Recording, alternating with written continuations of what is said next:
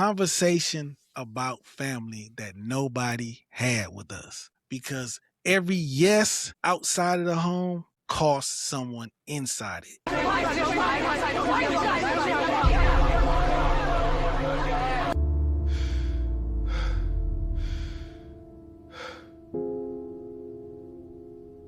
When I say this, we're not saying you should never help your family. You should never help your friends. But when is enough enough? How do you judge? So we can give answers for both of those situations. How do we choose better, right? And once we're in it, how do we manage what we're in?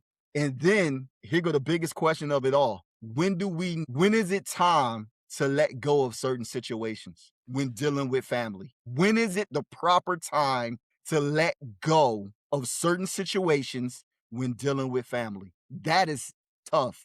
But I believe after this conversation, I believe we can give some ideas and some solutions about how to make that happen, because we got to. Because there's a lot of people out here right now, Black men, that are suffering mentally because we don't know for our health when to let certain things go. When we say family, let's be specific, because this could go on for hours. Mhm. So I want to, do we mean family, like just family, siblings, cousins, and blah, blah, blah? Or are we specifically talking about a baby mama, a girlfriend, a wife? Because when we're talking about when do you know when to stop doing something for somebody, who are we talking about? I would say this, it's both. And I'm going to tell you why. We will probably have to have another segment to discuss the nuance. Particulars. Yeah, the nuances when it comes to certain family members. Right. But I'm going to try to summarize it just a little bit and to give a spiritual aspect. The Bible speaks of a man and woman should leave their mother and father and become one, okay? The man and woman is to leave their mother and father. Leave your mama and daddy. Mm-hmm. And up under mama and daddy includes everybody else. Aunties, uncles, cousins, brothers, sisters, all of that. Nah, it's me and my lady. It's me and my wife. We are one. We are in agreement. Any man worth his salt up under a spiritual sense, under the Christian sense, there's no other way. I see too many situations of men that came up in a strong family, a proud family, a large family. And they're like, that's my family. That's my brother. Me and my cousins, we like brothers. And so so this is the woman you decided to make your wife. This is your everything now. Her. Yeah. I'm about to strike a nerve right quick. I got a baby mama. I have someone that's the mother of my children outside of my wife. We had a baby. I hate to tell it to you, brother, that baby is not your everything. When you decided to get married up under the eyes of God, that woman you married and you gave her your last name, she just became your everything. She just became you. And I know you got a 2-year-old. I know. And she cute as a button. I know. She make you smile and she fills your heart full of joy. Your 2-year-old baby is not your wife. I know I struck a nerve. I know. Because that's a baby and that's innocence. But what about this woman that you gave your last name and you took vows and you swore to protect? You didn't take no vows when you had a baby. First off, see, so if we don't never get that right, and guess what? Watch this. The same go vice versa for the woman. I don't care what large family you came up in. I don't care what your daddy mean to you. I don't care how much you and your mama like to go twinning and go shopping. I don't care how much your auntie, she took care of you and she let you. None of that means nothing when you stood up under the mighty hand of God and took vows and you said, this is my husband, and you vowed that through sickness, through health, through better, through worse, all of this. See, either it means something or it don't. So if we'll never get that part right, no wonder it's an uphill battle. No wonder the disrespect is so flowing in the household. No wonder the all these ideologies and these beliefs and these thinkings and everything that your meemaw told you is cycling through your head because you don't want to believe the vows that you took. You don't really want to be Bonnie and Clyde for real. You still treating your husband like the dude you dated. Yeah. Come on, man. Can I be honest? And the men, you still treating your wife like the chick you used to slap on. Or did I say that? Yeah, I said it. Because there has to be some understanding about what this relationship and this union is supposed to be. So let me get off of that for a minute. Once that's established, that is you and her, and ain't nothing breaking that up.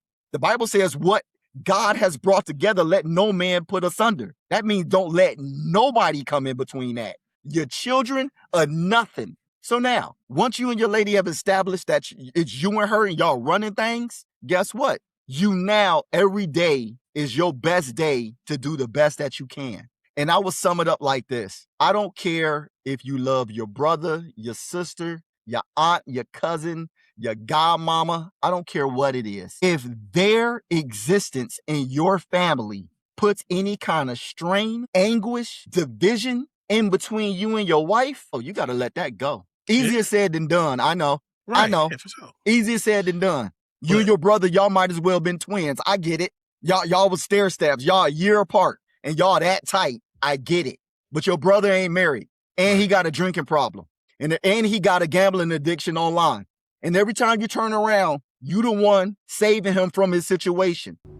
I told you to stop. I gave you the last of my money to pay that debt. I swear, if you drag down with your stupidity, you're out of this house. When is that gonna come to an end? To keep your household together? Am I talking too real right now? No, this is what the topic is. This is the conversation. You gotta let some stuff go. You gotta, or it's gonna destroy you and destroy what you got. I didn't say not to love them. I didn't say not to pray for them. I didn't say that. I didn't say not to not set boundaries. I didn't say that. What I'm saying is you're not their God. Some people gonna have to learn lessons and they gonna be some hard lessons. But by us enabling them, still always trying to fill in the gap when it's not your place, you're gonna lose yourself and you're gonna lose what you have. Now, I can take that one scenario, and no matter what family member we choose, I don't care if it's your own son, I don't care if it's your own daughter, you're going to have to establish some rules and you're going to have to establish your position to be able to let some things go. Because at the end of the day, you're no one's God. You're not.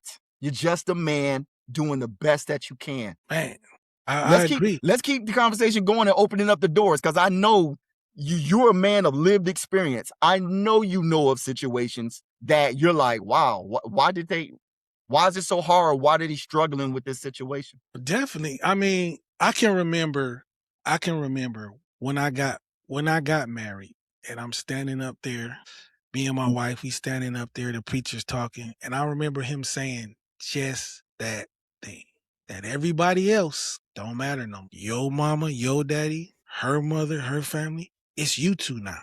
You two are at the top of the sphere. It's all about you two. Now, some people might just hear that and, like you said, go back to doing what they always do, putting their family ahead of everything. Like you said, you might got some, a big family, and this is how we always do it. Well, this is why you're in the trouble having the trouble you're having now. If that's the case, you can't do it like that no more. Neither one of you can. See, one person can't respect it and the other person disrespect it. No, both of y'all gotta respect it. Respect it. That this family, like I said in the beginning, saying yes to anybody outside of the family is taken away from somebody inside it. I remember it was this meme on TikTok or whatever, and it had 3 people. And it goes back to what you said in the beginning. It had the little girl, the mama, and the wife. And they asked they were asking all these men, that was, who do you pick? Who comes first, your mom, your daughter, or your wife? Give me mom, daughter, wife. Daughter, wife? Wife's replaceable. Okay. Oh, wow, replaceable. Okay. Where's your real? So this is like hypothetical when I'm like later in life in my 30s when I have all 3 of those. Okay. So I would say at that point, I'd probably pick like daughter, then wife, then mom. But I love my mom a lot. I love my mom. Respect. What about you? How you feeling? Daughter, if I'm on good terms with my wife, then wife, and then mom. But if not, then mom in the middle. Daughter. Daughter's at 1, okay. Uh-oh. Daughter, mom, wife. Daughter, mom, wife? Because, you know what I'm saying? You can always find another wife. You can't have another daughter. That's your life that you brought into the world. Okay. And your mom, my mom brought me into the world. So we go daughter, mom, wife. You know what I'm saying? Okay. I was raised by a single mother, so my mom's got to come first. Mom first, okay. Then my daughter. Then your daughter. Wife. Then your wife. Then my wife. Okay. Why wife at the last? Because if I have a daughter, like that's my baby. Okay. Like I gotta put my daughter first. Who comes first in a man's life? Your mama. Your mama. Now, a lot of them will say the wife. What you got to You say gonna say about the that? wife because reason why I say that it's the Okay. person who been with you the longest. Okay. The person who been through more shit with you. The person that you can call on when you can call on nobody else. Okay. And for me, that's my mama. All right. Now your lady's with you. Would she agree with that? I don't give a damn what she agree with. I'm going with my mama. You know who everybody was picking? Little girl. Nobody was picking their wife. That's the problem. You supposed to pick your wife. You ain't supposed to pick your mama. Your mama's supposed to tell you what you picking me for. Your little girl don't know no, but you gonna I'm your daddy, whatever. I'm here, but I'm not picking you over my wife. That's the problem. That's the conversation that we're not having. That we don't know. That was the experiment right there. That's all they kept picking. I'm picking my little girl, man. I'm sorry. What you marry her for, dude? If you're not picking her over everybody else, because, and I'm gonna keep it real, because your family, the people in your family, I got a brother that's doing time in prison right now, and he in there because he belong in there.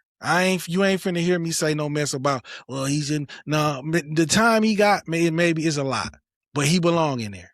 But he's the type of person, and I know people out there, I know y'all got family like this, that will make their problems yours. They will not stop asking you and asking you and asking you and asking you for stuff till they get what they want. And if their problems, they will make them yours. And people like that, you have to know when is enough. Because for them, nothing is enough. Nothing is enough. Nothing is enough. That's the people that that's the people that that's the people that I'm talking about.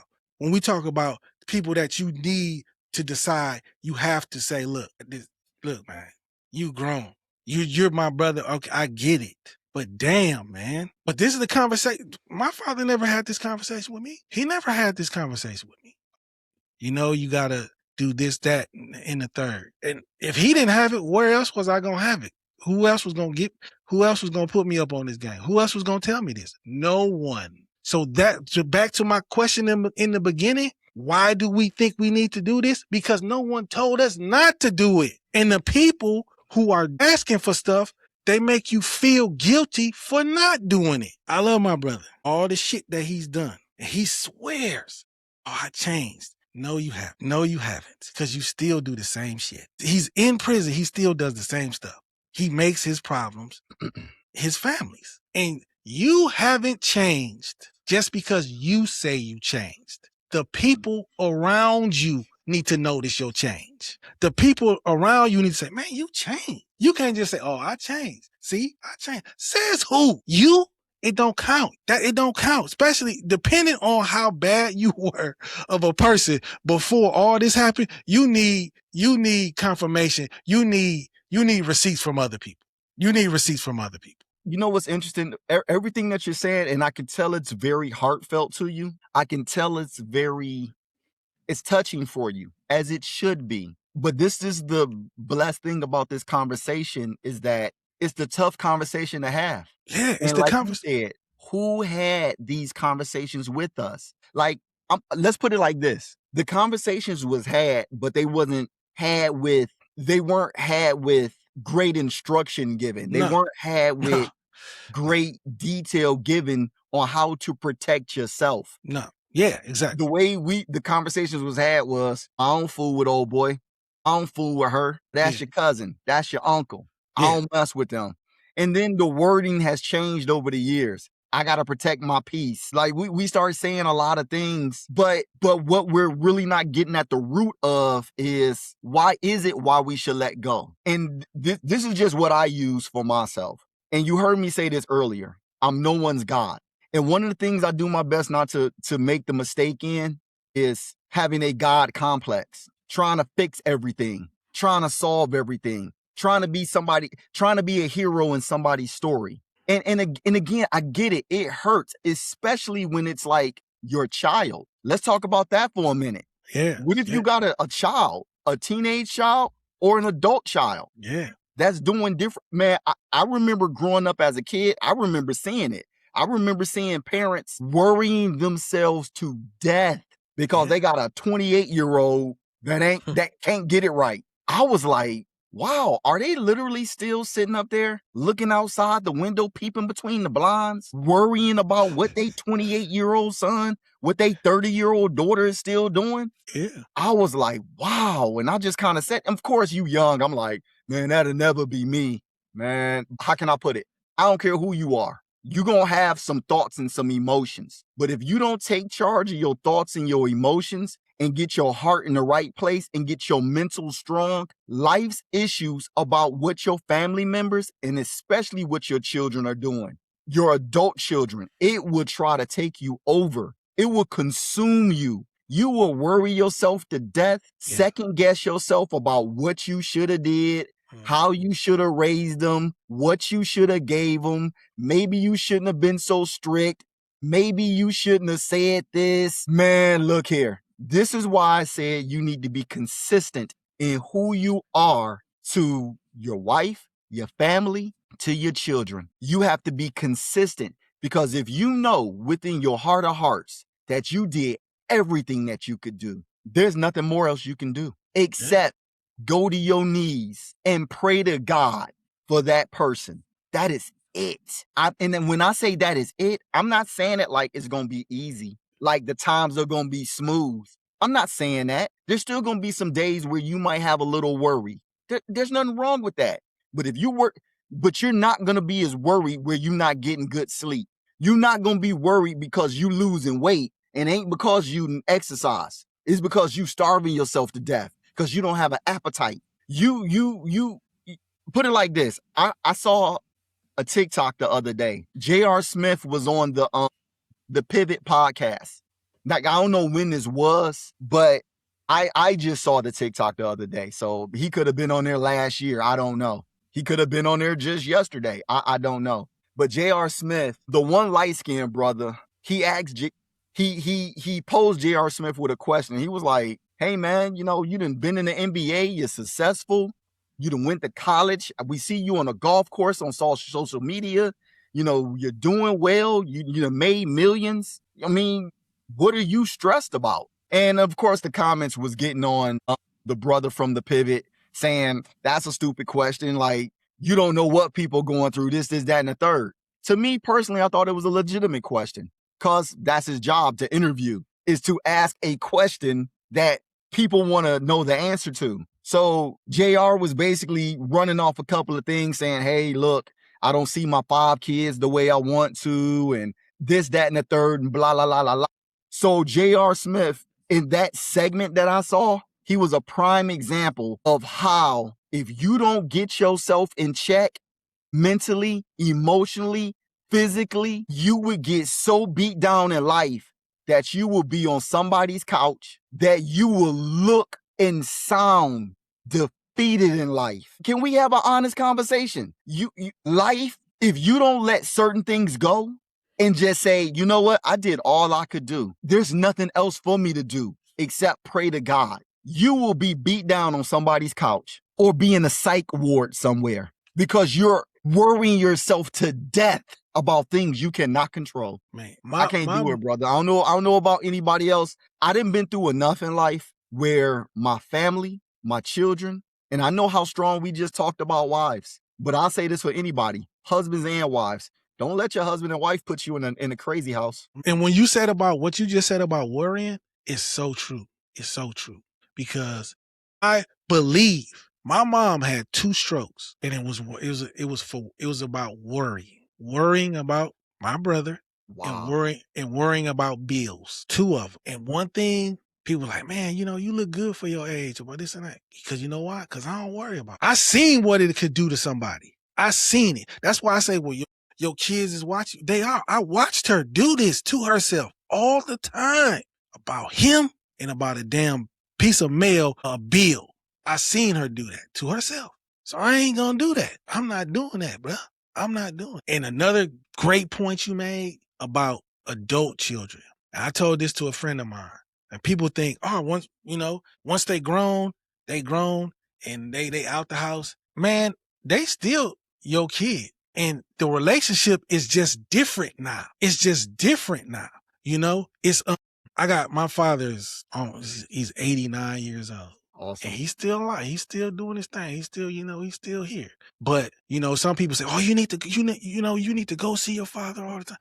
I'm like, man, I know my father. My father don't want to see me every fucking day. What he wants is for me to be handling my damn business. What he wants is for me, I'm not calling him asking for nothing, telling him that I'm down bad. I need his help. No, he wants to know, like he knows my son is over at his house, taking care of his kids, handling his business. And when I need him, ain't no question. He there. I know cause that's what I want. I don't need to talk to my 30-year-old son every day. Man, go to work. Go be a man. I don't need that from you. I don't want to worry about you not being successful. That's how the relationships change. See, we talked about women, and that's a woman's thought of mine. I took my father to the barbershop the other day. Him and Carter took them both to the barbershop. Whatever, I know both the barbers. Carter, you go to this barber. Dad, you go to that barber. Pay for Carter, pay for my dad. My dad everything, is paid for. I'm like, yeah, but it's cool, pops, everything paid for. He's like, he paid for it. Yeah, everything's paid for. You're like, all right, where are we going now? Where you want to go? I need to go to the bank. You go to the bank, you take him to the bank. He's flirting with the ladies at the bank. I'm like, take it easy, Dad. Take it easy, Pop. But do your thing. Going home.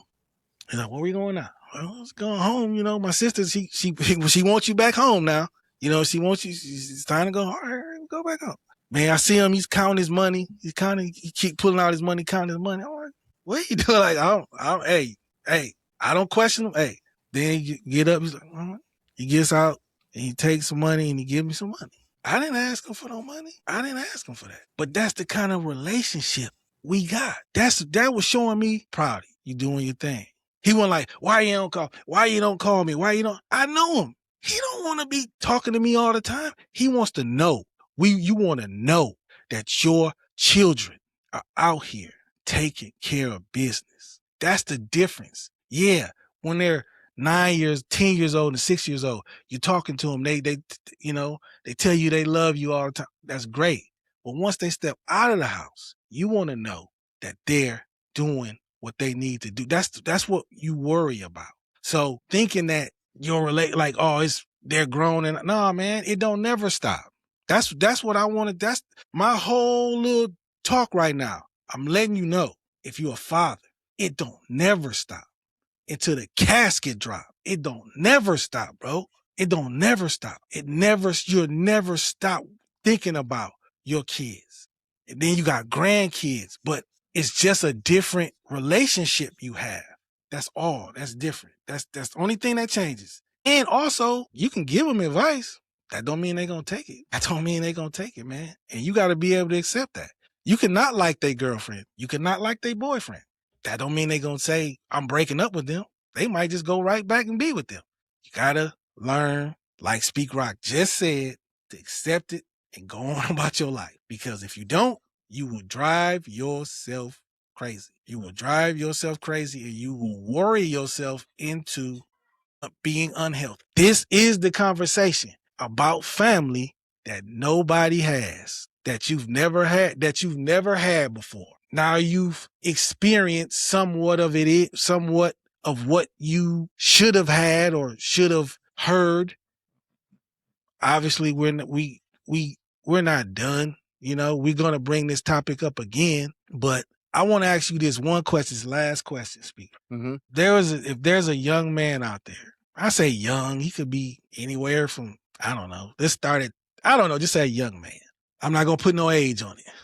And he's having issues with family, a woman that he's with, and he doesn't know, when it's time to walk away. Because a lot of times I've done it. You stay too long. I've done it. I stayed too long. When do you know when do you know it's time for me to go? Because a lot of us, that person might stop messing with you and you still don't know when to go away. You still chasing this woman. When do you know? When do you have to know for your own health, mental health, physical health? I got to move on. I got to step up. That's an interesting question, and I'll say it like this. I had a situation in my life when I was a younger man in my 20s, and I had a young lady that I was with, and she desired, a different outcome, when being with me. And she said to me, like, hey, look, this, that, and the third, I want this, that, and the third. And if that's not gonna happen, I need not, we can just go our own separate ways, right? This is what she said to me. And you know what? Without being hindsight is 2020, I still to this day I understand. Back then I understood what she was saying. Today I understood what she was saying. Now, do she agree that was the best thing to do? I don't know. Maybe she might be like, that might not have been the move. Cause I was like, all right, well, we just go our separate ways then. That's fine. But I applaud it even to this day because that's the mentality you gotta have. She didn't disrespect me. She didn't do ill. She didn't try to trick me or whatever the case may be. Right. She knew what she wanted. Yeah. Yeah. She knew what she wanted. To this day, I respect it. I was like, all right, it is what it is. Now, how that all panned out for everybody, I mean, hey, it is what it is. I'm married, beautiful wife, kids. It is what it is. I'm doing me. I pray to God that she's doing well. But the fact of the matter is, I would use that example for any young person if you're not married. If you're not married and you're not getting what you feel you should get out of a relationship, and I hear what people say, especially for whatever reason in my head is ringing like a Kevin Samuels. Like, if that's a decent man, you stick with it and this, that, and the third. I ain't buying that because that's still you have the liberty to make your own decisions. Only thing I will say is whatever decision you made, stand on it. She didn't want to be with me for whatever reason. She got to stand on that now. Damn. Stand on it. Like, you made that decision. And I would tell any fella the same thing, any young man. If you make a decision not to be with a young lady for whatever reason, if you not get what you stand on that decision. You don't need to disrespect her. You don't need to humiliate her. You don't need to take advantage of her. Just make your decision and leave, period. Yeah. Now, if you're a young man that happens to be married, that's a different ball game. Different ball game. And you might, first thing I know people probably thinking like, you can't say that because you don't know what he's going through. Stop with the we don't know what he's going through. He either going through something good, he either going through something bad. Stop. Because the fact of the matter is your wedding vows trump. See, people won't hear that. I know that's probably a bad word for people. Trump. A trigger word. I know that's a trigger word, but hello, your vows supersede whatever it is that you're going through. Need I remind you? Or was you married on a bunch of nothing? Call it what it is. If you just got married and eloped and y'all didn't have no principles of why y'all got married, no wonder you get so divorced so easy. Yeah, I said it. But if you got married on principles, your vows supposed to supersede what you're going through. Now, there are limits to that. Abuse, right? Nobody should be suffering abuse. Physical, mental, emotional. You shouldn't. No. I don't care if, okay, leave. Get away from that relationship. Leave. Run. You should not be abused by nobody. Oh, yeah, you can get SA'd in your own marriage. Definitely. So let's make that clear. No abuse is tolerated for you to stay in a marriage. But anything outside of that, you really have to challenge yourself every day. There's a popular thing going on social media right now. People will say, why, they're talking some, I'm single. Then they'll list a variety of reasons of why they're single. And then they'll conclude it with, that's my why. Okay. I would tell anybody, I'm married. These are all the things that I've been through in my marriage. And I'm still together with my spouse. That's my why. Like, see, so if you're married, you need to find every reason to stay together. But if your situation, even in marriage, is one where there's abuse that's taking place and the disrespect is on the level of abuse, you need to find a way to get up out of there. Right. But if it's anything less than abuse, no, you need to find every reason to stay in a marriage. There's no marriage that's perfect. I don't care. Show me a person and I will dig in their history and show you how not perfect it is. Give me your meemaw, give me your grandparents, and please give me an open book to their life and I'm going to tell you how imperfect they are. Because life's not perfect. You know what I mean? Thank you. Life's not perfect. And I'm just going to say it like this and we going to wrap it up. If you're not married, because Speak Rock covered the marriage thing perfectly. I agree with that. Now, are people going to do that? Because people play with marriage a whole lot. Even people who are now divorced, they got all kind of bad things to say about marriage. I don't want to hear that shit. I don't want to hear that. I don't want to hear it. Shut up.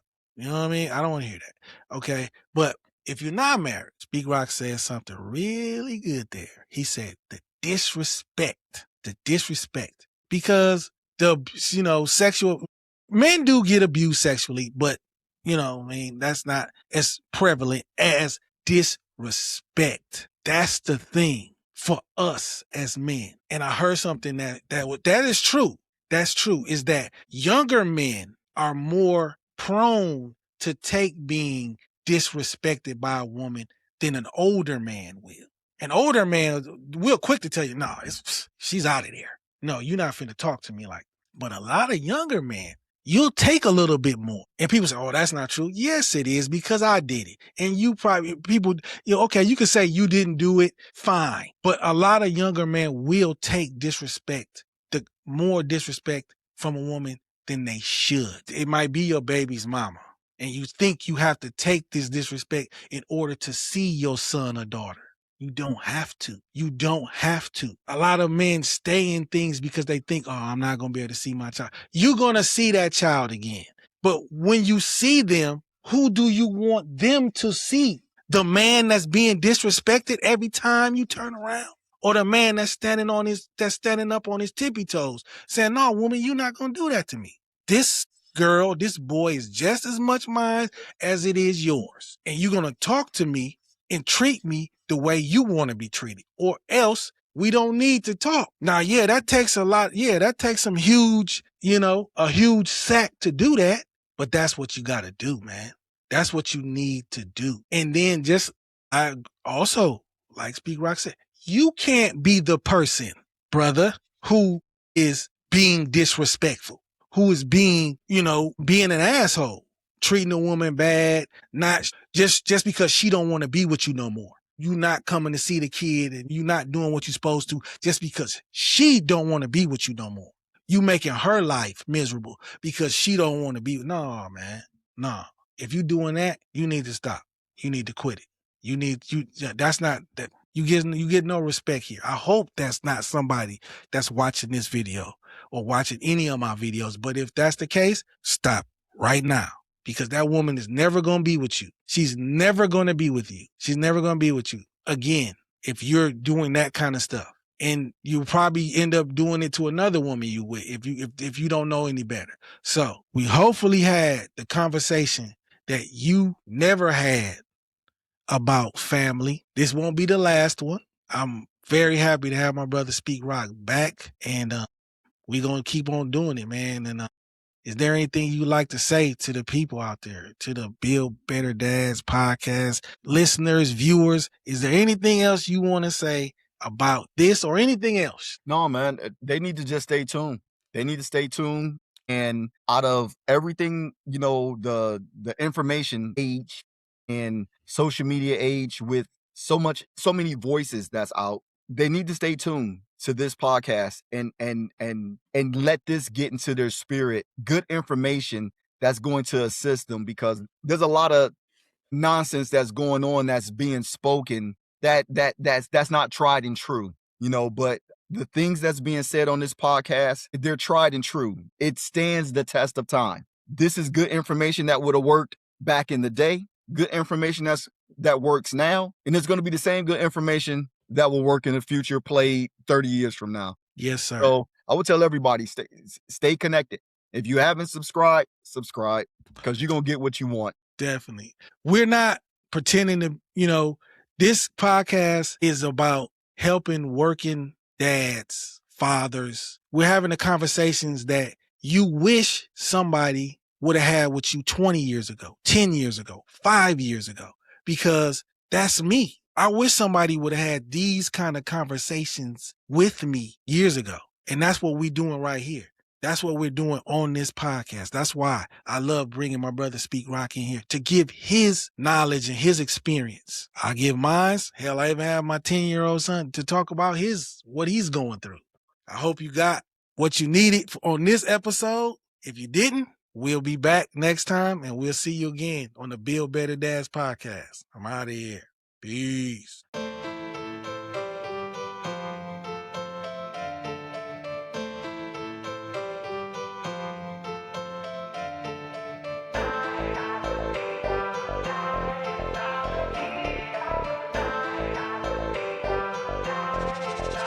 Easy,